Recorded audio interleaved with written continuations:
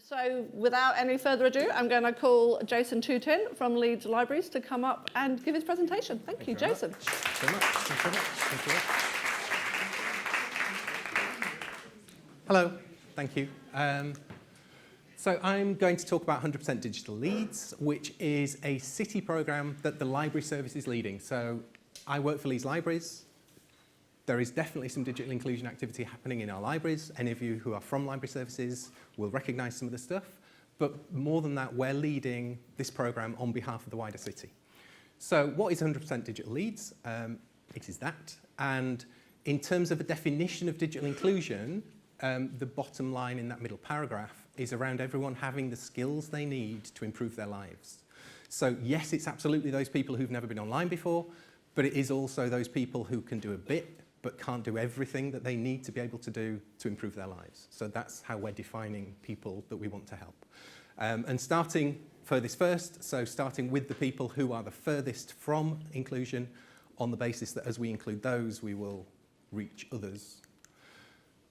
That's why, one of the reasons why, or 7 of the reasons why the Library Service was chosen to lead this programme for the city. I'm guessing, again, if you're from a library authority, you will have some or all of that. That might or might not mean that you're thinking we should lead it for the city then. But even if you think your library service wouldn't particularly be well suited to lead digital inclusion for the city, you probably should be around the table because you will have a chunk of these things. In terms of a strategic context for 100% Digital Leeds, it sits within a number of other city and council strategies, plans and priorities. So it's not that we have necessarily a digital inclusion strategy. We have a programme of work, but digital inclusion sits within the Best Council plan. There's a scrutiny board inquiry that meets every year that oversees the work that we're doing. Helen came to give evidence to that first inquiry back in 2015. So that's how long this has been going on. We report to Executive Board, it's in our Best Council Plan, Inclusive Growth Strategy, our Smart Leeds ambitions. Essentially, as a city, we're saying we can't achieve what we want to achieve as a city if we don't digitally include everyone. And that's the scale of the issue that we face. So the top 2 figures are the kind of national indicators taken from things like the Lloyds Bank Consumer Digital Index and things. But the percentages, those are absolute hard figures from Leeds. So our colleagues in Housing Leeds, we have 56,000 council properties. Our colleagues in Housing Leeds visit every one of those every year and ask people a bunch of questions. And they now include some digital inclusion questions within that survey. So those are facts from Leeds, that 33% of council house tenants are not online in their property, and 40% of them are reporting that they wouldn't be confident to make a benefits claim online. And the barriers are the 3 barriers that keep coming up again and again and again. And those are the 3 barriers that we're addressing with 100% Digital Leeds. So in terms of access, we have, I think still, the biggest tablet lending scheme in the UK. We have 285 iPads that we lend to organisations. There's another 150 iPads that some of those organisations have bought themselves or our colleagues elsewhere in the council have bought. So Housing have bought a load and their tenant engagement officers are using those when they do these home visits. We've trialled free Wi-Fi in some of our tower blocks, in some of our high-rises, and we are about to install free council Wi-Fi in 20 community centres. So we're addressing access. In terms of motivation, which I think has already been mentioned as possibly the biggest barrier, the way that we are doing motivation, and this applies across the whole programme, is that we're working with community organisations.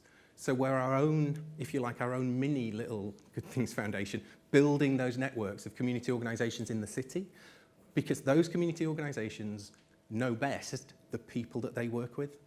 So I have a team of digital inclusion coordinators who know digital inclusion. They don't know homeless people and what their motivators and drivers are. They don't know adults with learning difficulties and what their motivators and drivers and barriers are. But we have community organisations in the city who do. So we work with them and we build their capacity digitally, but we learn from them in terms of what motivates their service users. And it's what Paul was saying earlier. The first conversation is a coffee and a cake and what are the issues that are going on in the lives of your service users. It's not a digital conversation at all. Eventually we talk about that, but that's not our first conversation. And so in terms of skills, what we're doing is we are building the online centres network in the city. So we work really closely with Good Things Foundation, and we encourage organisations to become online centres because that opens up a whole load of opportunities. Those of you who are centres know that.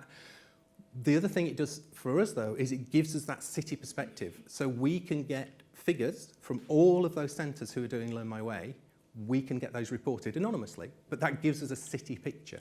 So before, there might have been good digital inclusion practice happening in certain pockets of the city, but it was happening almost in isolation. And although that organisation may have been able to talk to Good Things, they were talking to a national organisation, and they weren't talking to somebody who knew the Hawksworth estate, for example. And all of this has come and has been made possible through a not insignificant investment. So we've had, over the last 2 years probably, £1 million investment into the programme. And that's bought a number of things.